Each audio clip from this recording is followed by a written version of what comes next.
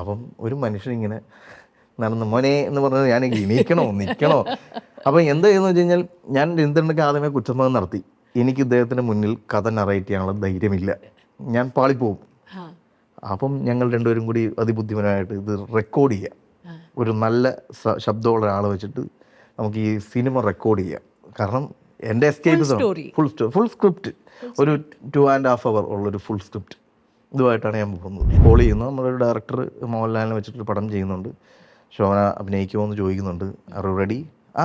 എന്നെ വിളിക്കാൻ പറയൂ. രാവിലെ ഒരു 7 മണിയൊക്കെ ആയപ്പോൾ ഒന്ന് എണീറ്റ് മാമിനോട് ടെക്സ്റ്റ് ഇട്ടു, മാം തരുൺമൂർത്തി ഇങ്ങനെ ഒരു ഇതുണ്ട്, കഥ നറേറ്റ് ചെയ്യണം എന്നൊക്കെ പറഞ്ഞ് ഞാൻ രാവിലെ ബെഡിൽ നിന്ന് എണീറ്റ് ഇങ്ങനെ സ്ട്രെച്ച് ചെയ്ത മെസ്സേജ് പോലും റീഡ് ചെയ്തൊരു വീഡിയോ കോൾ. അതായത് ഞാൻ ഡ്രസ്സ് പോലും ഇട്ടിട്ടില്ല, അവിടെ നിന്ന് എന്തൊക്കെയോ ബനിയനൊക്കെ ഇട്ടിട്ട് മാം ഉറക്കപ്പിച്ചിൽ നിന്നിട്ട് ആണ് അങ്ങനെ ഞാൻ കഥ നറേറ്റ് ചെയ്യണം. ഈ സിനിമ ലാലേട്ടനെയും ശോഭന മാമിനെയും വെച്ച് ഇങ്ങനെ ഒരു സിനിമ ചെയ്യുന്നത് ഒരേ സമയം ട്രിക്കിയുമാണ്, ഒരേ സമയം എക്സൈറ്റ്മെൻറ്റുമാണ്. നമ്മൾ ആ എക്സൈറ്റ്മെൻറ്റിൽ മുന്നോട്ട് പോവുക. അതിൻ്റെ നെക്സ്റ്റ് ഡേ എനിക്ക് അനുമോദന യോഗം കിട്ടും സ്കൂളിലെല്ലാം അവിടുത്തെ എല്ലാ വലിയ ആളുകളൊക്കെ വന്നിട്ട് തരുൺമൂർത്തിനെ അനുമോദിക്കുന്നു എന്ന് പറയുന്നതൊക്കെ എനിക്ക് ഭയങ്കര ഹാപ്പിനെസ്സാണ്. ഓൺലൈൻ തുറന്നു പോയി കഴിഞ്ഞാൽ ഇന്ന സിനിമയെ പറ്റി മാത്രമേ ആളുകൾ സംസാരിക്കുന്നുള്ളൂ എന്ന് പറഞ്ഞാൽ അതാണ് നല്ല സിനിമ എന്ന് നമ്മൾ വിശ്വസിക്കേണ്ടിരിക്കുക. അതിനപ്പുറത്തേക്കും ഒരു കാഴ്ചപ്പാടുണ്ടാകണം. ഇപ്പം പുതിയതായിട്ട് വരുന്ന എല്ലാവർക്കും വേണ്ടത് എന്താണ് അവർ ചെയ്യാൻ പോകുന്നത്, ക്ലാരിറ്റിയാണ്. വിഷൻ എന്ന് വേണം പറയാം, vision with a proper mission എന്ന് വേണമെങ്കിൽ പറയാം.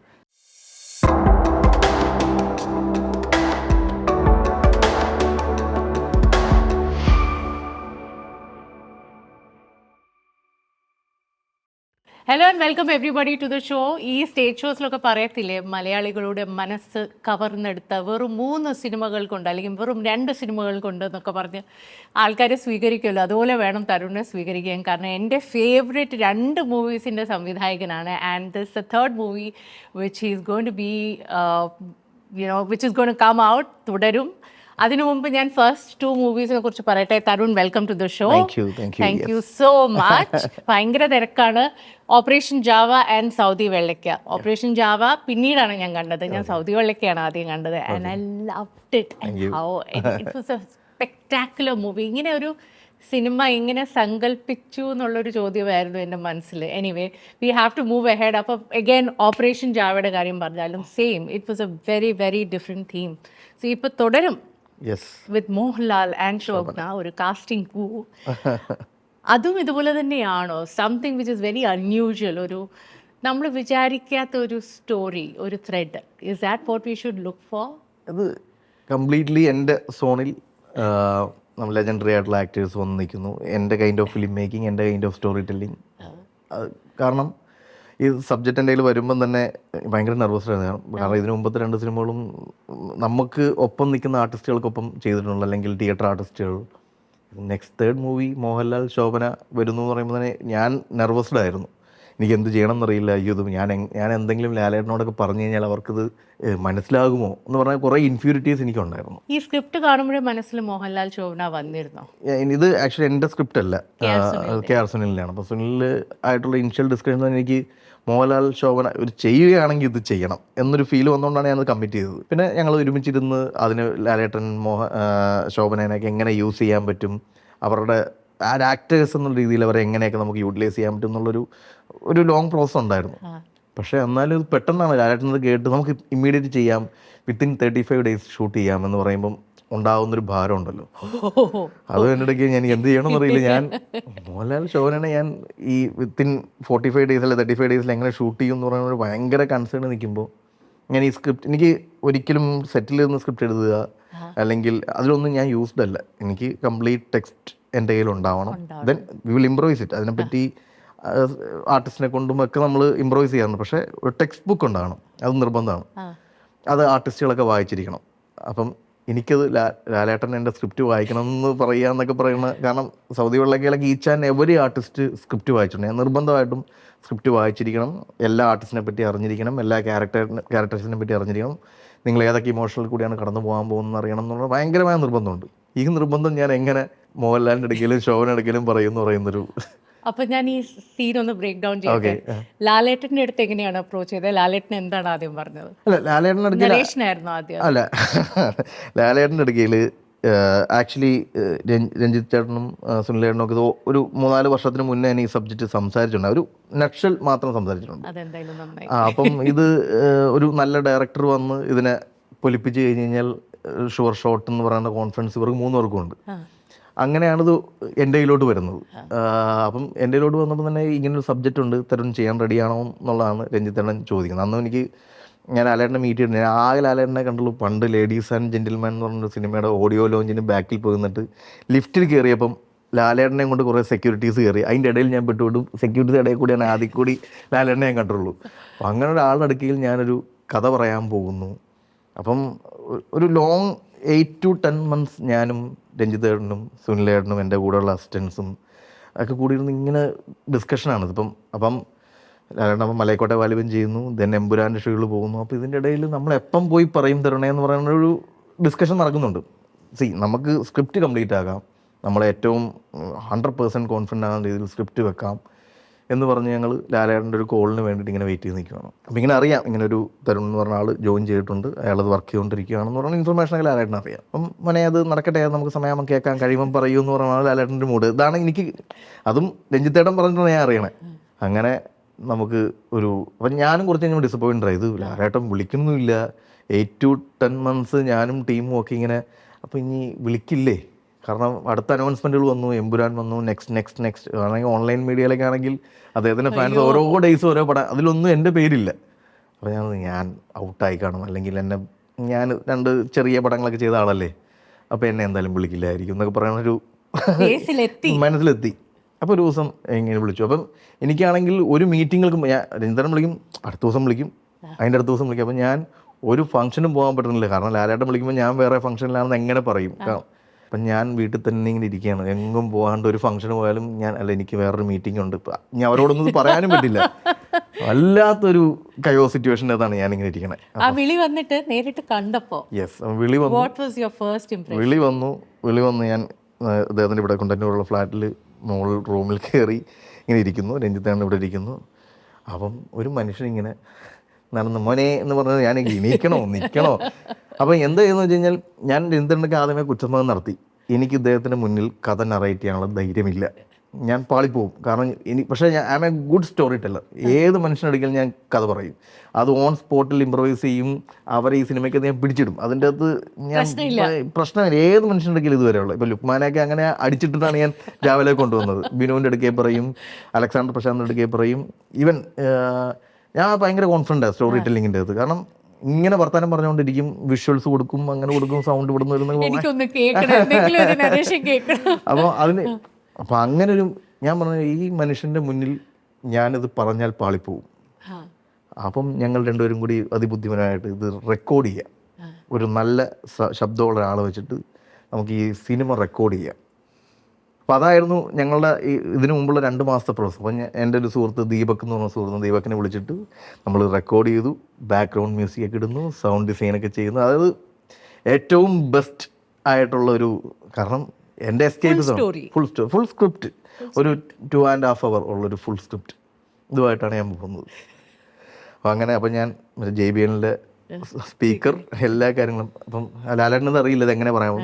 അപ്പം മോനെ കഥ പറഞ്ഞോളൂ എന്ന് പറഞ്ഞാൽ ഞാൻ നേരെ സ്പീക്കറൊക്കെ എടുത്ത് വെച്ച് ഇങ്ങനെയാണ് ഞാൻ കഥ നറേറ്റ് ചെയ്യുന്നത്. അങ്ങനെ അപ്പം പുള്ളിക്കും ഇതൊരു പുതിയ കൗതുകമായി, ഇതെന്താണ് ചെയ്യാൻ. അപ്പം ഫസ്റ്റ് സീൻ പറയുമ്പോൾ തന്നെ പ്രകൃതി, മറിച്ചത് സൗണ്ട് ആംബിയൻസ്, ഭയങ്കര ഡിസൈൻഡ് ആയിട്ടുള്ള സ്ക്രിപ്റ്റ്. അപ്പം അത് കേൾപ്പിച്ച് കഴിഞ്ഞാൽ കുറേ ഭയങ്കര അപ്പോൾ ലാലേട്ടൻ കേൾക്കുമ്പോൾ ചിരിക്കുന്നുണ്ട്. എനിക്ക് മനസ്സിലായി പുള്ളിക്ക് വിഷ്വൽ ചെയ്യാൻ പറ്റുന്നുണ്ട്. വെൽ എല്ലാം ആസ് പെർ ദ പ്ലാൻ പോകുന്നു. ആ ഇൻ്റർവെല് കഴിഞ്ഞിട്ട് പിന്നെ അതിൻ്റെ 2-3 ഏരിയാസിൽ ലാലേട്ടൻ്റെ കൺസേണുകളും കൺഫ്യൂഷൻസും ഒക്കെ ഭയങ്കര ഇപ്പോൾ ചോദ്യങ്ങൾ ഇങ്ങനെ വന്നുകൊണ്ടിരിക്കുക. മോനെ അതെങ്ങനെയാണ് ഇങ്ങനെ, അപ്പോൾ ആ ക്യാരക്ടർ അങ്ങനെ. അപ്പം എനിക്ക് മനസ്സിലായി അത്ര ഇന്നായത് കൊണ്ടാണ്. അപ്പം ഇങ്ങനെ സംസാരിച്ച് സെക്കൻഡ് ഹാഫും കേൾപ്പിച്ചു കഴിഞ്ഞപ്പം ഇവരെന്താണ് ഡിസൈൻ ചെയ്ത് വന്നിരിക്കുന്നത്, എന്ത് ഇവർക്ക് പുൾ ഓഫ് ചെയ്യാൻ പറ്റും എന്നുള്ളൊരു ധൈര്യം ലാലേട്ടന് കിട്ടിയെന്ന് തോന്നുന്നു. എന്നാലും 2-3 പോയിന്റിൽ ലാലേട്ടൻ്റെ ചെറിയ കൺസേണുകളും ഡൗട്ടുകളും ക്ലാരിറ്റി വരുത്തണമെന്നുള്ളപ്പം അതും കൂടി ക്ലാരിറ്റി വരുത്തി കഴിഞ്ഞാൽ നമുക്ക് ഈ പടം ചെയ്യാം. അപ്പോൾ നമ്മൾ വളരെ പോസിറ്റീവായിട്ടാണ്. ഇതായിരുന്നു എൻ്റെ ഫസ്റ്റ് എക്സ്പീരിയൻസ്. കാരണം ഞാൻ ഭയങ്കരമായിട്ട് എസ്കേപ്പ് പിടിച്ചു. പക്ഷേ പുള്ളി 2ാമത്തെ തവണ ചെന്നപ്പോഴത്തേക്കും ചേഞ്ചസ് ഒക്കെ പറഞ്ഞാൽ മതി എന്ന് പറഞ്ഞു. അയ്യോ അത് പാളിപ്പോയി. കട്ടു ശോഭന മാമുമായിട്ട് എന്തായിരുന്നു? ശോഭന മാം എനിക്ക് ഭയങ്കര ആഗ്രഹം ഉണ്ടായിരുന്നു. ശോഭന മാം ഈ സിനിമ ചെയ്യുവാണെങ്കിൽ മാമിനെ തിരിച്ചു കൊണ്ടുവരണം. പക്ഷെ മാം അഭിനയിക്കുമെന്നറിയില്ല, ഒരു കോണ്ടാക്റ്റും ഇല്ല. വേറെ പ്ലാൻസ് ഉണ്ടായിരുന്നു, വേറെ ഓപ്ഷൻസ് വെച്ചിരുന്ന മനസ്സിൽ? നമ്മൾ ആദ്യത്തെ ജ്യോതികനെ യൂസ് ചെയ്തതെന്ന് ആലോചിച്ചു. പക്ഷെ ആരൊക്കെ യൂസ് ചെയ്താലും അറ്റ് ദ എൻഡ് ഇത് ശോഭന എന്ന് പറഞ്ഞ ഒരു ഭയങ്കരമായ ഒരു അഡമൻ്റ് ആയിട്ടുള്ള തീരുമാനത്തിന് ഞാൻ നിന്നിരുന്നു. എന്നാലും നമ്മൾ ഓപ്ഷൻസ് നോക്കണമല്ലോ. ശോഭന മാമിനെ നോക്കിയിരുന്നു, അല്ല ജ്യോതിക മാമിനെ നോക്കിയിരുന്നു, ഞാൻ പോയി മീറ്റ് ചെയ്തിരുന്നു. അപ്പോഴത്തേക്കും ഓൾറെഡി ശോഭന മാം ഇതിനകത്ത് വന്ന് വീണു. അങ്ങനെയാണ് പിന്നെ അത് മാറിപ്പോയത്. ദെൻ പിന്നെ തെലുങ്കിൽ നിന്നൊക്കെ ഉള്ള 2-3 ആർട്ടിസ്റ്റുകളൊക്കെ, കാരണം അതൊരു കുറച്ച് തമിഴൊക്കെ സംസാരിക്കുന്ന ഒരു സ്ത്രീയാണ്. അപ്പം അങ്ങനെ ഒരു ലിബർട്ടി ഉണ്ട്, നമുക്ക് എവിടെ ഏത് ലാംഗ്വേജ് തന്നെ കൊണ്ടുവരാവുന്ന ഒരു ലിബർട്ടി ഉണ്ട്. അങ്ങനെ അന്വേഷിച്ച് അവസാനം ഞാനും റൈറ്ററും പ്രൊഡക്ഷനും ഒക്കെ ഇത് ശോഭന മാമിൻ്റെ അടുത്ത് തന്നെ. പക്ഷേ ഇത് അഭിനയിക്കുമെന്ന് അറിയില്ല. അപ്പം എന്താണ് പറഞ്ഞാൽ ഞാൻ സിനിമയിലൊക്കെ വർക്ക് ചെയ്യണേ, ഞാൻ വിളിച്ചു നോക്കാം എന്ന് പറഞ്ഞൊരു കോൾ ചെയ്യുന്നു. നമ്മളൊരു ഡയറക്ടർ മോഹൻലാലിനെ വെച്ചിട്ടൊരു പടം ചെയ്യുന്നുണ്ട്, ശോഭന അഭിനയിക്കുമോ എന്ന് ചോദിക്കുന്നുണ്ട്. Are ready? എന്നെ വിളിക്കാൻ പറയൂ എന്ന് പറയുമ്പോൾ ഞാനൊരു ടെക്സ്റ്റ് മെസ്സേജ് ഞാൻ അതായത് രാവിലെ ഒന്ന് ഫ്രഷൊക്കെ ആയിട്ട് ഇരിക്കാം എന്നൊക്കെ ഓർത്തൊരു രാവിലെ ഒരു 7 മണിയൊക്കെ ആയപ്പോൾ ഒന്ന് എണീറ്റ് മാമിനോട് ടെക്സ്റ്റ് ഇട്ടു, മാം മിസ് തരുൺമൂർത്തി ഇങ്ങനെ ഒരു ഇതുണ്ട്, കഥ നറേറ്റ് ചെയ്യണം എന്നൊക്കെ പറഞ്ഞ് ഞാൻ രാവിലെ ബെഡിൽ നിന്ന് എണീറ്റ് ഇങ്ങനെ സ്ട്രെച്ച് ചെയ്ത മെസ്സേജ് പോലും റീഡ് ചെയ്തൊരു വീഡിയോ കോൾ. അതായത് ഞാൻ ഡ്രസ്സ് പോലും ഇട്ടിട്ടില്ല, അവിടെ നിന്ന് എന്തൊക്കെയോ ബനിയനൊക്കെ ഇട്ടിട്ട് മാം ഉറക്കപ്പിച്ചിൽ നിന്നിട്ട് ആണ് അങ്ങനെ ഞാൻ കഥ നറേറ്റ് ചെയ്യണം. ഓൺ വീഡിയോ കോളിൽ പറഞ്ഞോളൂ എന്താണ് ഞാൻ ചെയ്യേണ്ടത്, ഞാൻ ഇങ്ങനെയാണ് ക്യാരക്ടർ, ഇതാണ് ക്യാരക്ടറിൻ്റെ എസ്തറ്റിക്സ്, ലെയേഴ്സ്, കാര്യങ്ങൾ. എനിക്ക് മാം തന്നെ ഈ സിനിമയിൽ ഡബ് ചെയ്യണം, അതിനിടെ തമിഴ് കൾച്ചറുള്ളൊരു ക്യാരക്ടറാണ്. ഓക്കെ ഞാൻ ചെയ്യാം, എത്ര ദിവസം വേണം? അപ്പം എത്ര ദിവസം വേണം എന്നുള്ള സ്റ്റേജിലോട് ഞങ്ങൾ എത്തിയിട്ടില്ല. ഞാൻ പറഞ്ഞു ഓൾമോസ്റ്റ് ഒരു 20-25 ഡേയ്സ് വരും. ഓക്കെ, 25 ഡേയ്സ് വേണ്ടി വരും. ഓക്കെ, പ്രൊഡക്ഷനോട് വിളിക്കാൻ പറയും, ഐ ആം റെഡി, ഞാൻ ഗോ ഹെഡ് എന്ന് പറയുന്നു. ഞാൻ എന്താ ഇവർ റെഡിയാന്ന് പറയുന്നു. ആണോ, എന്നാൽ പിന്നെ എല്ലാം പട്ടയെന്നും പറഞ്ഞ് വന്ന് വീണതാണ്. എനിക്ക് തോന്നുന്നത് ഷൂട്ടിന് അപ്പോൾ എൻ്റെ അടുക്കെ പറഞ്ഞു എനിക്ക് എന്താണ് വേണ്ടത്, ആ ക്യാരക്ടർ എന്താണെന്ന് തരണം, എനിക്ക് വോയിസ് അയച്ചുകൊണ്ടിരിക്കാൻ പറഞ്ഞു.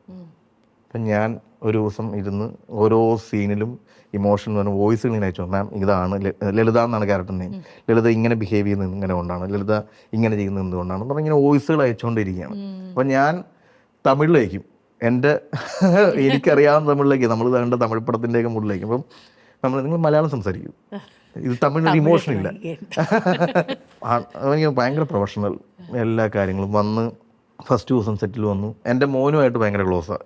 അപ്പം എന്നെ മോനോട് പറയും എന്നെ ശോഭന ചേച്ചി എന്ന് വിളിച്ചാൽ മതി, ബാക്കി എല്ലാവരും മാം എന്ന് വിളിക്കുന്ന ശോഭന ചേച്ചി. അപ്പം ഫാമിലിയായിട്ടൊക്കെ ഭയങ്കര ക്ലോസ്ഡായി. നമുക്ക് ഭയങ്കര ഒരു നമ്മുടെ വീട്ടിലൊരാളെന്ന് തോന്നിപ്പിക്കുന്ന രീതിയിലാണ് ഇത്രയും ദിവസം നമുക്ക് വർക്ക് ചെയ്തത്. ഫസ്റ്റ് ദിവസം വന്നു, ഫസ്റ്റ് ദിവസത്തെ ഹാപ്പനിങ് എല്ലാം ഭയങ്കര രസമായിരുന്നു. ഈ സ്പോട്ടിൽ ഇംപ്രവൈസ് ചെയ്യുന്ന പരിപാടികളാണ് എൻ്റെ എല്ലാ സിനിമകളിലും ഉള്ളത്. നമ്മൾ സ്ക്രിപ്റ്റ് ഉണ്ടാവും, അതൊരു ടെക്സ്റ്റ് ബുക്ക്, അത് ഫോർ ദ ടെക്നീഷ്യൻസ്, ആക്ടേഴ്സ്, ഇതാണ് നമ്മളിവിടെ കോറിയോഗ്രാഫി ചെയ്യാൻ പോകുന്ന ഒരു ഐഡിയ കൊടുക്കും. ദെൻ ഓൺ സ്പോട്ടിൽ ഷോട്ടിന് മുമ്പ് വന്നിട്ട് ഞാനൊരു ഡയലോഗ് ചേഞ്ച് ചെയ്ത് കളയും. അപ്പം മാം ഇതൊട്ടും യൂസ്ഡ് അല്ല. അപ്പം പെട്ടെന്നൊരു ഡയലോഗ് ചേഞ്ച് ചെയ്യുക എന്ന് പറയുമ്പോഴത്തേക്കും ആദ്യത്തെ ദിവസം നെർവസ്ഡായി.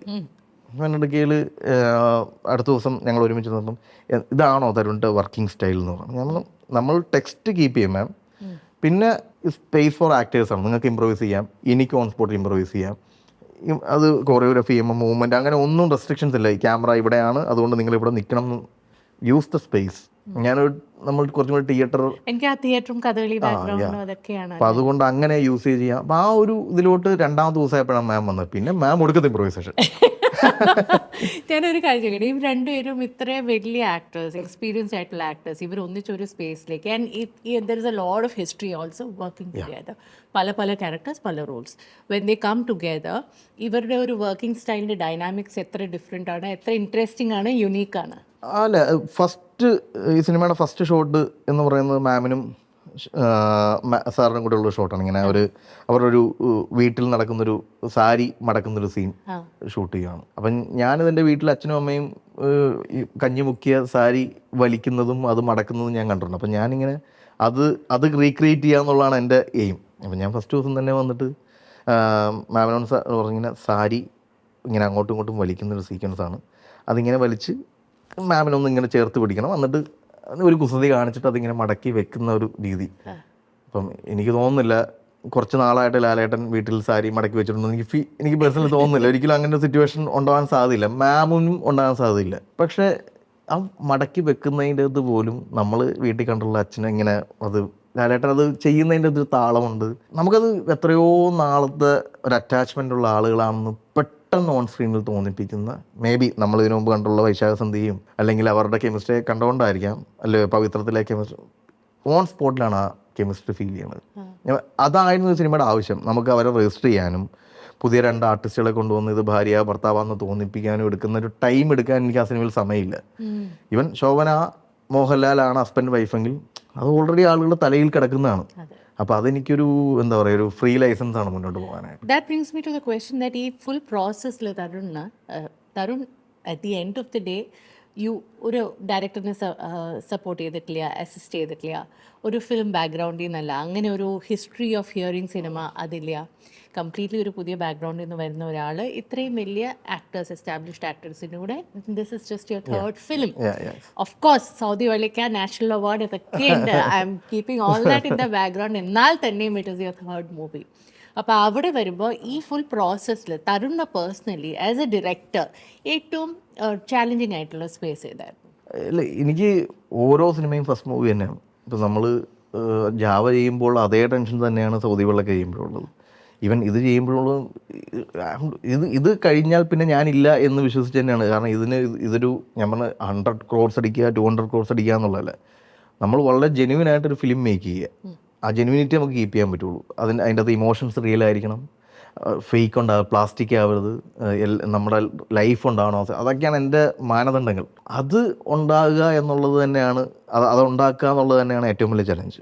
അപ്പം സൗദിയിലൊക്കെ അത് കുറച്ചും കൂടി ഈസിയാണ്. കാരണം തിയേറ്റർ ആർട്ടിസ്റ്റുകൾ, നമുക്ക് എങ്ങനെ വേണേൽ അത് കൊറിയോഗ്രാഫി ചെയ്യാൻ പറ്റും, ഫ്രഷ് ഫേസുകൾ, നമ്മൾ ആ കഥ പറയുന്ന സ്ഥലങ്ങൾ ഒക്കെ ലൈഫുള്ള സ്ഥലങ്ങളാണ്. അപ്പം അതേ പ്രോസസ്സ് തന്നെ സൂപ്പർ സ്റ്റാർ എന്നപ്പോൾ നമുക്ക് അതാണല്ലോ അതിൻ്റെ ഏറ്റവും ഒരു അദ്ദേഹത്തിൻ്റെ ഓറയുണ്ട്, അദ്ദേഹം സ്റ്റാർഡം ഉണ്ട്.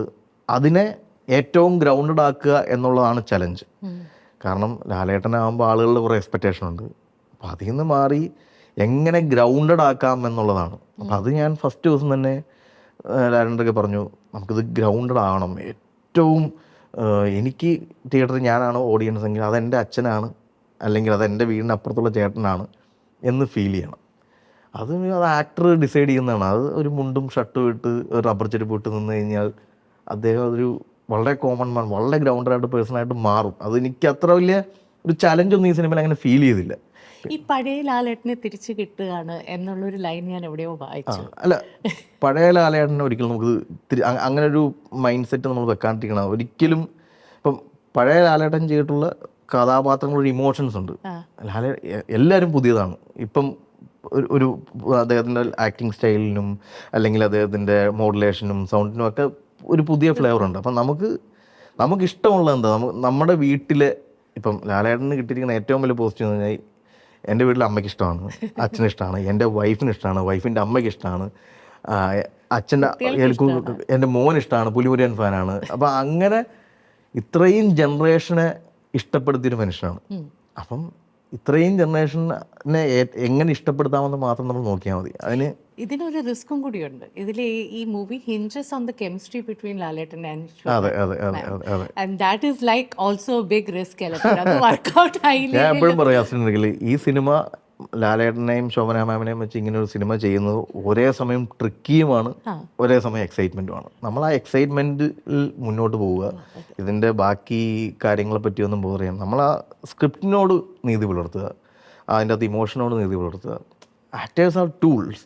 നമ്മൾ അതിനപ്പുറത്തേക്ക് നമ്മൾ ആ ഭാരം എടുത്ത് വെക്കാണ്ടിരിക്കുക. ഒരിക്കലും ലാലേട്ടനും അങ്ങനെയല്ല നമ്മളെ കണ്ടിരിക്കുന്നത്. ആ സിനിമ ഞങ്ങൾക്കൊക്കെ ആ സ്ക്രിപ്റ്റ് ഇഷ്ടമാണ്, അതിൽ പറയുന്ന ഇമോഷൻസ് ഇഷ്ടമാണ്, അതിൽ പറയുന്ന ഈ ചെറിയ ചെറിയ ചെറിയ നർമ്മങ്ങൾ ഇഷ്ടമാണ്. അപ്പം അതിലേക്ക് ഞങ്ങളെല്ലാവരും വന്ന് ചേരുക എന്നുള്ളതാണ് സംഭവിച്ചിട്ടുള്ളത്. ഒരു ഡയറക്ടറിന്, ഒരു നല്ല ഡയറക്ടറിന് അക്കോർഡിംഗ് ടു യു തരുൺ ഏറ്റവും വേണ്ട ക്വാളിറ്റി എന്താണ്? മജോറിറ്റിക്ക് വേണ്ടി മജോറിറ്റിയുടെ ചിന്ത മനസ്സിൽ കൊണ്ടു നടക്കാണ്ടിരിക്കുക. ഇതാണ് ഇവർക്ക് വേണ്ടിരിക്കുക, അതാണ് അവർക്ക് വേണ്ടതെന്ന് നമ്മൾ ചിന്തിക്കാണ്ടിരിക്കുക.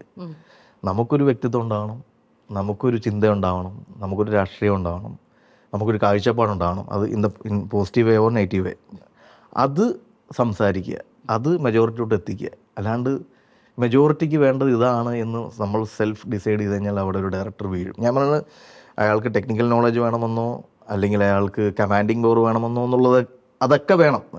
ഇതിനെ പറ്റിയൊക്കെ അറിയണം, അല്ലെങ്കിൽ ആക്ടേഴ്സിനെ പെർഫോം ചെയ്യിക്കാൻ അറിയണം, എഡിറ്റിംഗ് സെൻസ് ഉണ്ടാവണം, മ്യൂസിക്കൽ സെൻസ് ഉണ്ടാവണം, ഇതൊക്കെ വേണം. പക്ഷെ അതിനൊക്കെ ഉപരിയായിട്ട് നമ്മൾ മറ്റുള്ളവരുടെ രാഷ്ട്രീയത്തിന് വേണ്ടിയിട്ട് അല്ലെങ്കിൽ മറ്റുള്ളവരുടെ കാഴ്ചപ്പാടുകൾക്ക് വേണ്ടിയിട്ട് സിനിമ ചെയ്യാണ്ടിരിക്കുക. നമുക്ക് വേണ്ടിയിട്ട് നമ്മുടെ ഉള്ളിലുള്ള അതുണ്ടെങ്കിൽ സിനിമ സംസാരിക്കും. ഇപ്പോൾ തരുൺ വരുന്നത് കുറേ തികച്ചും ബാക്ക്ഗ്രൗണ്ട് ഇല്ലാത്ത, നേരത്തെ പറഞ്ഞ പോലെ തന്നെ. അപ്പോൾ എനിക്ക് തന്നെ അറിയാം, പേഴ്സണലി എനിക്കറിയാം, എൻ്റെ ടീമിൽ തന്നെ ദർ ആർ ആസ്പയറിംഗ് ഡയറക്ടേഴ്സ്. അപ്പോൾ ഒരു കണക്ഷനും ഇല്ലാതെ ഇൻഡസ്ട്രിയിലേക്ക് വരുന്ന ആൾക്കാർക്ക് what is it that you feel is very important? അത് എന്താണ് വർക്ക് ചെയ്തത് തരുണിന്? What work in your favour? കാരണം കുറേ ടാലൻറ്റ് ഉണ്ടായിരിക്കാം, കുറേ ആഗ്രഹങ്ങൾ ഉണ്ടായിരിക്കാം, സ്റ്റോറീസ് ഉണ്ടായിരിക്കാം, പക്ഷെ to break in, to sustain, അത് വാട്ട് ഹെൽപ് യു? ലക്ക് ഒരു ഫാക്ടറാണോ? What is it? ലക്ക് എന്നുള്ള ഡിസിഷൻ, നമ്മളൊരു മൂമെൻ്റ് എടുക്കുന്ന ഡിസിഷൻ ഭയങ്കര ഇമ്പോർട്ടൻ്റ് ആണ്. കാരണം ഞാൻ ഒരു സ്റ്റേജിൽ പല വഴിക്ക് സിനിമയിലെത്താൻ വേണ്ടി ശ്രമിച്ചുകൊണ്ടിരുന്ന ആളാണ്. ഞാൻ അഭിനയിക്കാനായിട്ട് നടന്ന ആളാണ് സിനിമയിൽ. എനിക്ക് എങ്ങനെയെങ്കിലും, കാരണം എനിക്ക് സ്കൂൾ യൂത്ത് ഫെസ്റ്റിവൽ ബാക്ക്ഗ്രൗണ്ടുകൾ, സ്കൂൾ നാടകങ്ങൾ, മികച്ച നടൻ, മോണോ ആക്ട് പ്രൈസുകളും അല്ലെങ്കിൽ കഥകളി പ്രൈസുകൾ എന്നൊക്കെ പറയുമ്പോൾ ഞാൻ സ്കൂൾ യൂത്ത് ഫെസ്റ്റിവൽ വഴിയാണ് ആർട്ടിനോട് കൂടുതൽ സ്നേഹിക്കപ്പെടുന്നതും, അല്ലെ ആർട്ടിലാണ് ഏറ്റവും കൂടുതൽ കിക്കിരിക്കണത് എന്ന് തിരിച്ചറിയണതും. സ്കൂൾ യൂത്ത് ഫെസ്റ്റിവലിൽ നമ്മളൊരു മോണോ ആക്റ്റോ അല്ലെങ്കിൽ ഒരു നാടകമോ ഒക്കെ ചെയ്ത് കഴിഞ്ഞ് ഇറങ്ങുന്ന സമയത്ത് ഈ മീഡിയക്കാരും ക്രൗഡും മോനായിരിക്കും കേട്ടോ പ്രൈസ് നന്നായിട്ടുണ്ടായിരുന്നു പറഞ്ഞാൽ അത് പറയുമ്പോൾ കിട്ടുന്നൊരു ഹരമുണ്ട്. അത് എനിക്ക് വേറെ എങ്ങും കിട്ടിയിട്ടില്ല. ലിറ്ററലി വേറെ എങ്ങും നിന്നത് കിട്ടിയിട്ടില്ല. ഞാൻ അല്ലെങ്കിൽ നമ്മളൊരു പെർഫോമൻസ് കഴിയുമ്പോൾ കിട്ടുന്ന ക്ലാപ്സ്, അല്ലെങ്കിൽ നമ്മൾ അത് കഴിഞ്ഞിട്ട് പുറകെ വന്നിരിക്കുമ്പോഴത്തേക്കും നമുക്ക് ബാക്കിൽ നിന്ന് മോനെ നന്നായിരുന്നു എന്ന് പറഞ്ഞ് ചേച്ചിരുന്ന ക്ഷയിക്കാണ്ട് ആ സന്തോഷം ഞാൻ വേറെ എങ്ങും അനുഭവിച്ചിട്ടില്ല. ഞാൻ ബിടെക് ചെയ്ത ഒരാളാണ്. ബിടെക് ചെയ്തതിന് ശേഷം ഞാൻ കുറച്ച് നാൾ ചെന്നൈയിൽ പോയി ചെറിയ ചെറിയ ജോലികൾ എടുത്ത ആളാണ്. അല്ലെങ്കിൽ അതിനുശേഷം ഞാൻ എംടെക് ചെയ്ത ആളാണ്. അത് കഴിഞ്ഞിട്ട് ഒരു കോളേജിൽ പഠിപ്പിച്ചാണ്. ഇവിടെ ഒന്നും ഞാൻ ഈ പറയുന്ന ഹാപ്പിനെസ്, ഹൈ കിക്ക് എന്ന് എനിക്കറിയില്ല എങ്ങനെയാണ് അതിനെ, പ്ലഷർ എന്നാണോ എങ്ങനെയാണ് വിളിക്കണമെന്ന് അറിയില്ല, അതെനിക്ക് കിട്ടിയിട്ടില്ല. എനിക്ക് എൻ്റെ ഏറ്റവും വലിയ ഹൈ എന്ന് പറയുന്നത് ഈ സ്റ്റേറ്റ് യൂത്ത് ഫെസ്റ്റിവലിൽ പോയി കഥകളിക്ക് ഫസ്റ്റ് പ്രൈസ് അല്ലെങ്കിൽ സെക്കൻഡ് പ്രൈസ് എന്നൊക്കെ പറഞ്ഞ അവാർഡ് കിട്ടിയിട്ട് അതിൻ്റെ അടുത്ത ആഴ്ച സ്റ്റാഫ് റൂമിൽ പോയി ചോക്ക് കൊടുത്തിട്ട് കോറിഡോറിൽ കൂടി നടന്നു പോകുമ്പോൾ എൻ്റെ അപ്പുറത്തെ ക്ലാസ്സിലെ പിള്ളേരൊക്കെ ഇങ്ങനെ നോക്കുന്നത്, ആ ചേട്ടനാണ് അല്ലെ ആ പയ്യനാണ് പ്രൈസ്. അതായിരുന്നു എൻ്റെ ഹൈ. കാരണം എനിക്ക് അറ്റൻഷൻ വേണം. എനിക്ക് ഞാൻ ആ ഇമോഷൻ കറക്റ്റ് ആവണമെന്ന് വിചാരിക്കുന്നു. എനിക്ക് ആ മർമറിങ് കേൾക്കണം.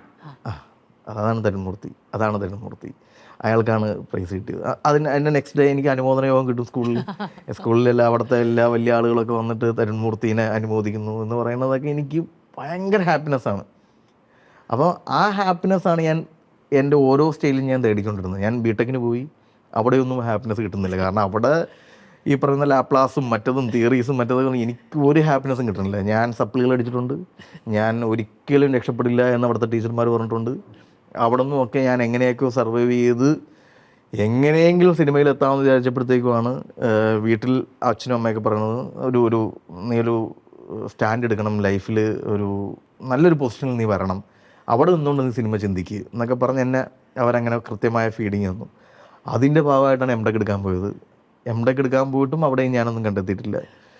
എംടെക് എടുത്ത് കഴിഞ്ഞപ്പോൾ നാട്ടുകാർ ചോദിക്കാൻ, ഇവൻ എംടെക് എടുത്തിട്ട് ഒരു പണിക്കും പോകണല്ലോ എന്ന് പറഞ്ഞപ്പോഴാണ് ഞാൻ ആക്ച്വലി കോളേജിൽ പഠിപ്പിക്കാൻ പോയത്. കാരണം അത് ഫോർ സൊസൈറ്റി, അവരുടെ ഹാപ്പിനെസ്സിന് വേണ്ടിയിട്ട്. അപ്പം ഡെയിലി ഞാൻ ഇൻസേർട്ടൊക്കെ ചെയ്ത് ബൈക്കൊക്കെ എടുത്ത് പോകുന്ന കാണുമ്പോൾ നാട്ടുകാർക്കൊക്കെ ഒരു സുഖം, ജോലിക്ക് പോകും, അച്ഛനും സമാധാനം, അപ്പോൾ ജോലിക്കൊക്കെ പോകാൻ. അവിടെ പോയിട്ടും it's A kind of acting തന്നെയാണ് അവിടെ. നമ്മൾ ബിടെക് സപ്ലൈ അടിച്ചെടുത്താൻ പ്രോപ്പറായിട്ട് പാസ്സായത് എങ്ങനെയാണെന്ന് എനിക്ക് മാത്രമേ അറിയാവുള്ളൂ. അങ്ങനെ ഒരുത്തം പോയി അവിടുത്തെ പിള്ളേരെ പഠിപ്പിക്കുക എന്ന് പറയുന്നത് it's A kind of acting. അപ്പം ഞാൻ കുറച്ചാണ് ചെയ്തത്. അതിനേക്കാളും നല്ലത് ഭയങ്കര ഡിസപ്പോയിൻമെൻ്റ് ആണ്. നമുക്ക് ശമ്പളം കിട്ടുന്നുണ്ട്, വീട്ടുകാരുടെ അച്ഛൻ്റെ പോക്കറ്റിൽ നിന്ന് പൈസ എടുത്തുകൊണ്ട് ഒന്നും ചെയ്യേണ്ടി വരുന്നില്ല. I am ഏണിങ്. ഹാപ്പിനെസ് ഉണ്ടോ? എനിക്ക് ഒരു സ്ഥലത്ത് പോയി കഴിഞ്ഞാൽ സെൻറ്റർ ഓഫ് അട്രാക്ഷൻ ആണെന്ന് എനിക്കറിയാം. അത് എനിക്ക് ചിലപ്പോൾ നമ്മൾ സ്റ്റേജിൽ കയറി നിന്നിട്ടുള്ള എക്സ്പീരിയൻസ് ഉണ്ടായിരിക്കാം, അല്ലെങ്കിൽ നമുക്ക് ഫേസ് ചെയ്യാൻ അറിയാം, ഒരു ക്രൗഡിനെ എടുക്കാൻ അറിയാം. ഈ ക്രൗഡിനെ എടുക്കാൻ അറിയാവുന്നതായിരുന്നു എൻ്റെ ക്ലാസ് റൂമിൻ്റെ എക്സ്പീരിയൻസ്. ഞാൻ ഒരു ക്ലാസ് റൂമിൽ പോയി എനിക്കറിയാൻ മേലാത്തൊരു സബ്ജക്റ്റ് ഞാൻ പഠിപ്പിച്ചുകൊണ്ടിരിക്കുകയാണ്. ഞാൻ സ്വയം ഡിസൈഡ് ചെയ്യും ഐ ആം ദ കിങ്. ഇവരൊക്കെ ഞാൻ പറയുന്നതാണല്ലോ എന്ന് പറഞ്ഞ് ഇവർക്കൊന്നും അറിയില്ല. അറിയില്ലല്ലോ, ഞാൻ ഐ ആം ദ കിങ് എന്ന് പറഞ്ഞ് ഞാൻ ശരിക്കും ബിടെക് പഠിച്ചത് ഈ പിള്ളേരെ പഠിപ്പിക്കാൻ വേണ്ടിയിട്ടാണ്. ഞാനിരുന്ന് ഇതൊക്കെ ആയിരുന്നല്ലേ ഞാൻ അന്ന് പഠിച്ചിരുന്നത് എന്ന് പറയുന്ന ഒരു പോയിന്റിലെത്തി. ഞാൻ അങ്ങനെയാണ് പിള്ളേരെ പഠിപ്പിച്ചത്. അപ്പം ദെൻ അവിടെ നിന്നാണ് കല്യാണം കഴിക്കുന്നത്. അതിനെല്ലാം ശേഷം ഈ പറയുന്ന പോലെ വാട്ട് നെക്സ്റ്റ്, എനിക്ക് ഹാപ്പിനെസ് കിട്ടുന്നില്ല. അപ്പം ഞാൻ വൈഫിനോട് പറയുന്നുണ്ട്, ഞാൻ അന്ന് സ്റ്റേജിൽ നിന്ന് കിട്ടിയിരുന്നൊരു കയ്യടിയും ഈ പറയുന്ന ആളുകളുടെ ഒരു നോട്ടവും അവരുടെ ഒരു അതെനിക്ക് വേണം. അതെങ്ങനെ നേടാൻ പറ്റും എന്നുള്ള ചിന്തയായിരുന്നു. പക്ഷേ ഹാർഡ് വർക്കുണ്ട്, സ്മാർട്ട് വർക്കുണ്ട് സിനിമയിൽ. ഞാൻ കുറച്ചും കൂടി സ്മാർട്ട് വർക്ക് ചെയ്തെന്ന് ഞാൻ വിശ്വസിക്കുന്നു. ഞാൻ അത്രയേറെ സ്ട്രഗിൾ ചെയ്തിട്ടില്ല. പക്ഷേ ഞാൻ പോയ റൂട്ടുകളൊക്കെ വളരെ കറക്റ്റായിരുന്നു. അത് സ്മാർട്ട് വർക്ക് എന്ന് വേണമെങ്കിൽ അതിനെ അണ്ടർലൈൻ ചെയ്യാം. അഭിനയിക്കാൻ ഇനി ശ്രമിച്ചാൽ നടക്കില്ല. അതാണ് സ്മാർട്ട് വർക്ക് എന്ന് പറയുന്നത്. അഭിനയിക്കാൻ എനിക്കങ്ങനെ, പക്ഷേ ഞാൻ ഇറങ്ങുന്ന സമയത്ത് സ്ക്രിപ്റ്റിന് ഭയങ്കര ഡിമാൻഡാണ്, ഫിലിം മേക്കേഴ്സിന് ഭയങ്കര ഡിമാൻഡാണ്. ഓക്കെ, അങ്ങനെയാണെങ്കിൽ ഞാൻ ഇതുവരെ ലൈഫിൽ ഫേസ് ചെയ്തിട്ടുള്ള ഓരോ സ്റ്റേജുമായിട്ടും എന്താണ് എൻ്റെ സ്ട്രെങ്ത്, എന്താണ് എൻ്റെ വീക്ക്നെസ്, എന്താണ് കുറച്ചുകൂടി ഈ മാനേജ്മെൻറ്റ് സ്കില്ലിൽ പറയുകയാണെങ്കിൽ സോട്ട് അനാലിസിസ് ഞാൻ സ്വയം അനലൈസ് ചെയ്ത് എൻ്റെ സ്ട്രെങ്തുകൾ എഴുതി, എൻ്റെ വീക്ക്നെസ് എഴുതി. അതിൽ നിന്നാണ്, അതാണ് ഞാൻ പറഞ്ഞത്, ഞാൻ സ്മാർട്ട് വർക്കറാണെന്ന് ഞാൻ സ്വയം വിശേഷിപ്പിക്കുന്നത്. എഴുത്തിലേക്ക് അതിന് ഓക്കെ, എനിക്ക് നന്നായിട്ട് സീൻ കമ്പോസ് ചെയ്യാൻ അറിയാം, എനിക്ക് ആക്ടേഴ്സിനെ വർക്ക് ചെയ്യാൻ അറിയാം, ഞാൻ ടെക്നിക്കലി ഞാൻ അറിയുന്നുണ്ട്. അപ്പം അത് ഞാൻ നമ്മുടെ ഹാപ്പിനെസ് പ്രോജക്റ്റ് ഒക്കെ ഉണ്ടല്ലോ, അപ്പം അതൊക്കെയാണ് നമ്മളെ സെൽഫ് ഇൻസ്റ്റിറ്റ്യൂട്ടുകൾ. ഞാൻ രാവിലെ ഇരുന്ന് ഓരോ ഡയറക്ടേഴ്സ് വരുന്ന പറയുന്ന ഇൻ്റർവ്യൂസൊക്കെ ഇരുന്ന് കാണും. ഞാൻ ശരിക്കും കോഴ്സ് അറ്റൻഡ് ചെയ്തത് വലിയ വലിയ ഡയറക്ടേഴ്സിൻ്റെ ഒക്കെ ഇൻ്റർവ്യൂസ് കാണുന്നു. അപ്പോൾ അവർ പറയുന്ന വിഷൻസ് അതിൻ്റെ അത് ഉൾക്കൊള്ളാൻ പറ്റുന്നുണ്ടാവും. ഇതിൻ്റെ ലേണും ഓരോ ഇൻ്റർവ്യൂസ് കാണുമ്പോഴും ലേണും അൺലേണും ഭയങ്കര ഇമ്പോർട്ടൻ്റ് ആണ്. നമ്മുടെ ലൈഫിൽ ഓരോ ജേണിയിലും ലേണും അൺലേണും ഭയങ്കര ഇമ്പോർട്ടൻ്റ് ആണ്. അപ്പോൾ അത് നമ്മൾ ചില കാര്യങ്ങൾ ഓക്കെ നമുക്ക് ലേൺ ചെയ്യണം, ഇല്ല അത് നമുക്ക് അക്സെപ്റ്റ് ചെയ്യാൻ പറ്റാത്തതാണ്, വിട്ടേക്കുക. അങ്ങനെ ലേൺ ചെയ്തും അൺലേൺ ചെയ്തും ഈ ബിടെക് പഠിപ്പിക്കുന്ന കുട്ടികളുടെ ക്ലാസ് റൂമിൽ പോയി നിന്നുള്ള ക്രൗഡ് മാനേജ്മെൻറ്റ്, പിന്നെ സ്റ്റാഫ് റൂമിൽ വരുമ്പോൾ ടീച്ചേഴ്സിൻ്റെ കൂടെ നിൽക്കുമ്പോൾ ഉണ്ടാകുന്ന ഒരു ഡൈനാമിക്സ് ഉണ്ട്. അല്ലെങ്കിൽ അവരുടെ ഈഗോസ്, എൻ്റെ ഈഗോസ് ഒക്കെ ഞാൻ മാനേജ് ചെയ്യുന്നുണ്ട്. അവിടെ ഇവൻറ്റുകൾ വരും, വലിയ ഇവൻറ്റുകൾ വരുമ്പോൾ നമുക്കൊക്കെ ഓരോ ചാർജസ് വരും. അപ്പോൾ ചാർജസ് വരുമ്പോഴത്തേക്കും ചില ടീച്ചേഴ്സിന് എല്ലാത്തിനും അവനെ തന്നെയാണല്ലോ വിളിക്കുന്നതെന്ന് പറഞ്ഞാൽ ചില ഈഗോസ് ഉണ്ടാവും. അപ്പോൾ ഇതൊക്കെ നമ്മൾ അങ്ങോട്ടും ഇങ്ങോട്ടും ബാലൻസ് ചെയ്യുന്ന ഒരു മാനേജ്മെൻറ്റ് സ്കിൽ ഞാൻ ഈ പറയുന്ന 4 വർഷത്തെ എൻ്റെ കോളേജ് പഠിപ്പിക്കൽ നിന്ന് ഞാൻ പഠിച്ചു. ബിടെക്കിൽ നിന്ന് ഞാൻ ലൈഫ് എന്താണെന്ന് പഠിച്ചു. ബിടെക് കഴിഞ്ഞപ്പോൾ ഞാൻ കുറച്ച് നാൾ അപ്പോഴാണ് ഞാൻ ഒറ്റയ്ക്ക് താമസിക്കാൻ തുടങ്ങി. അതുപോലെ ഞാൻ ഒറ്റ മോനാണ്, എൻ്റെ അച്ഛൻ്റെ അമ്മ. അപ്പോൾ ഞാൻ അവരുടെ ഭയങ്കര പെറ്റായിട്ടാണ് ഞാൻ വളർന്നിട്ടുള്ളത്. അപ്പോൾ അതുകൊണ്ട് തന്നെ എനിക്ക് വീടിന് ചുറ്റുമുള്ള കാഴ്ചകളിൽ ഞാൻ ഹോസ്റ്റലിൽ നിന്ന് പഠിച്ചെടുത്തല്ല, വേറൊരു എക്സ്പീരിയൻസ് ഇല്ല ജീവിതത്തിൽ, ഒന്നുമില്ല. ഞാൻ ചേർത്തല എഞ്ചിനീയറിംഗ് കോളേജ് പഠിക്കുമ്പോൾ ഞാൻ എൻ്റെ വീട്ടിൽ നിന്ന് ബോട്ടിൽ കയറി അപ്പുറത്ത് പോയി തിരിച്ചു വരുന്നതിനപ്പുറത്തേക്ക് എനിക്കൊരു എക്സ്പ്ലോർ ലൈഫില്ല. ഞാൻ ബിടെക് കഴിഞ്ഞപ്പം ഞാൻ ഒറ്റയ്ക്ക് ചെന്നൈയിൽ പോയി നിൽക്കുന്നു. എംടെക് പഠിക്കാൻ വേണ്ടി പോകുമ്പോൾ ഹോസ്റ്റലിൽ പോയി, അതിൽ നിന്നൊക്കെയാണ് ഞാൻ കുറേ ലൈഫ് കണ്ടത്. അതാണ് പറഞ്ഞത്, അതെല്ലാം ഞാൻ കൂട്ടി യോജിപ്പിച്ചിട്ടാണ് ഞാൻ സംവിധാനം ചെയ്യാൻ ഇറങ്ങുന്നത്. അതുകൊണ്ട് തന്നെ എനിക്കിത് എങ്ങനെയാണ് നമ്മൾ ഇപ്പോൾ പുതിയ ആളുകളോട് പറയുമ്പോൾ ഇവർക്കൊക്കെ സിനിമയിൽ നിന്നും സിനിമ ഉണ്ടാക്കാനാണ് പലരും വരുന്നത്. ഞാൻ പറഞ്ഞ നമ്മളെല്ലാവരും സിനിമ കണ്ടിട്ട് പക്ഷേ നമ്മൾ ലൈഫ് മൊമെൻറ്റ്സ്, നമ്മളുടെ എക്സ്പീരിയൻസുകൾ, ഞാൻ പറഞ്ഞ പുസ്തകങ്ങൾ വായിച്ചുണ്ടാക്കണമെന്നോ അല്ല, നമ്മൾ മനുഷ്യരെ വായിച്ചാൽ മതി. നമുക്ക് എല്ലാ മനുഷ്യരെയും പ്രോപ്പറായിട്ട് വായിക്കാൻ പറ്റുമെന്നില്ല. പക്ഷേ നമ്മുടെ കൂടെ ഇരിക്കുന്ന ആളുകളെ കേൾക്കാൻ ശ്രമിച്ചാൽ മതി, അറിയാൻ ശ്രമിച്ചാൽ മതി. അത് ചിലപ്പം ഫേക്ക് ആയിരിക്കാം, ജെന്യുവൻ ആയിരിക്കാം. പക്ഷേ ലിസണിങ് ഭയങ്കര ഇമ്പോർട്ടൻ്റ് ആണ്. ചുറ്റും കാണുന്ന കാഴ്ചകൾ ഭയങ്കര ഇമ്പോർട്ടൻ്റ് ആണ്. നമ്മുടെ വീടിന് അയലോക്കത്തൂടെ ചേട്ടൻ നടന്നു പോയാൽ പോലും അയാളിൽ നമ്മളൊരു സ്റ്റോറി കണ്ടെത്താൻ ശ്രമിക്കുക. അയാളുടെ അങ്ങനെയുള്ള ഒബ്സർവേഷനൊക്കെ ഒരു ഡയറക്ടർക്ക് ഭയങ്കര ഇമ്പോർട്ടൻ്റ് ആണ്. അതൊരു ഏരിയ. ഞാൻ പറഞ്ഞ പോലെ ഈ എന്താണ് നമ്മുടെ എക്സാക്ട് ഹാപ്പിനെസ് എന്ന് തിരിച്ചറിയാൻ പറ്റുക. പിന്നെ ഒരു നല്ല ഓഡിയൻ്റ് ആകുക. ഞാൻ പറയുന്നത് എല്ലാ സിനിമകളും തിയേറ്ററിൽ കാണുക, എല്ലാ ലാംഗ്വേജിലും സിനിമകൾ കാണുക.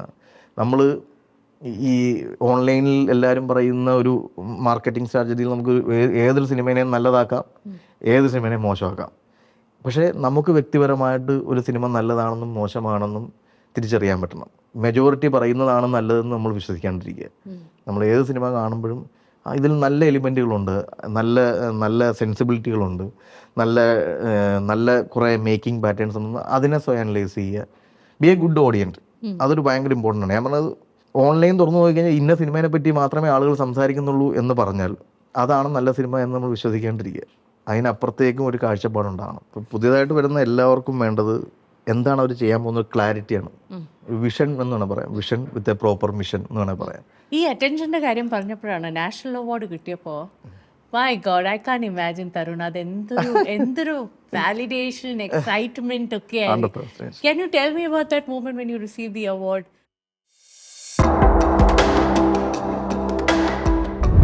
ലിറ്ററലി കല്യാണം കഴിക്കുകയാണെങ്കിൽ ഇതേപോലത്തെ ഒരു പെൺകുട്ടീനെ കല്യാണം കഴിക്കണമെന്ന് ഓൺ സ്പോട്ടിൽ ഞാൻ പറഞ്ഞു എന്നുള്ളത് ഫ്രം ദ ഷുവറാണ്. ഞാൻ ഓൺ സ്പോട്ടിലാണ് കല്യാണം കഴിക്കുകയാണെങ്കിൽ ഇതുപോലത്തെ പെൺകുട്ടീനെ കല്യാണം കഴിക്കണം. ഇപ്പം ഞാൻ കണ്ടിട്ടുള്ള കാഴ്ചകൾ ഞാൻ സിനിമയിലാക്കണം. ഞാൻ ഭയങ്കര എനിക്കൊരിക്കലും രാജമൗലി സാർ ചെയ്യുന്ന പോലെയോ അല്ലെങ്കിൽ ശങ്കർ സാർ ചെയ്യുന്ന പോലെയോ ഒന്നും ബിയോണ്ട് അവർ കാഴ്ചപ്പാടിന് അപ്പുറത്തേക്കുള്ള സിനിമകൾ ക്രിയേറ്റ് ചെയ്യാൻ എനിക്കറിയില്ല. തുടരുവിൽ ഒരുപാട് എനിക്ക് ഭയങ്കര എക്സൈറ്റ്മെൻ്റ് ഉള്ള ഒരുപാട് പുതിയ പുതിയ മുഖങ്ങളുണ്ട്. സംസാരിക്കപ്പെടും, ലാലേട്ടനും ശോഭന മാമിനും ഒപ്പം തന്നെ സംസാരിക്കപ്പെടുമെന്ന് വിശ്വസിക്കുന്ന ഒരുപാട് അഭിനയിക്കുന്ന നടന്മാരുണ്ട്. എന്നെ ആദ്യമായിട്ട് 4-ാമത്തെ വയസ്സിൽ എന്നെ സ്റ്റേജിൽ കയറ്റുന്നത് അച്ഛനാണ്. ഞാനൊരു വലിയ ക്രൗഡിൻ്റെ മുന്നിൽ നിന്ന് കിളി ചലക്കുന്ന ശബ്ദവും അല്ലെങ്കിൽ പൂച്ചേറുന്ന ശബ്ദവും ഒക്കെ ചെയ്താണ് ഞാൻ ആദ്യം തുടങ്ങുന്നത്, മിമിക്രി എന്ന പേരിൽ. അന്ന് എനിക്ക് സ്റ്റേജിൽ കയറാൻ നേരത്ത് മോനെ ധൈര്യമായിട്ട് ചെയ്യടാ എന്ന് പറഞ്ഞൊരു ഷോൾഡറിലുള്ളൊരു പുഷുണ്ടല്ലോ, അത് ഭയങ്കര പവറാണ്.